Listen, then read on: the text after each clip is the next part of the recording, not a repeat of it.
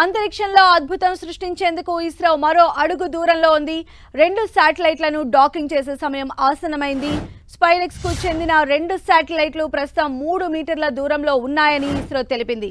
శుక్రవారం సాయంత్రానికి 2 శాటిలైట్లు 1.5 కిలోమీటర్ దూరంలో ఉండగా శనివారం ఉదయానికి 500 మీటర్ల దూరానికి చేరుకున్నాయి. ప్రస్తుతం వాటి మధ్య దూరం 3 మీటర్లకు తగ్గిందని పేర్కొంది. ఇప్పుడు ఆ 2 శాటిలైట్లు బాగున్నాయని తెలిపిన ఇస్రో ఆ 2 శాటిలైట్లను ఒకే కక్షలోకి తీసుకువచ్చి విలీనం చేయనుంది. అయితే డిసెంబర్ 30న స్పేరెక్స్ ప్రయోగాన్ని విజయవంతంగా నిర్వహించిన ఇస్రో ఈ డాకింగ్ ప్రయోగం ఎప్పుడు జరుగుతుందో వివరించలేదు. డాకింగ్ ప్రయోగం చేయాలనుకున్న 2 సార్లు వాయిదా పడింది. ఈ నెల 7, 9 తేదీల్లో శాటిలైట్లను డాకింగ్ చేయాలనుకున్న సాంకేతిక సమస్యల వల్ల వాయిదా వేసింది ISRO. PSLV C-60 rocket, chaser అనే SDX-1, టార్గెట్ అనే SDX-2 శాటిలైట్లను మోసుకెళ్లింది.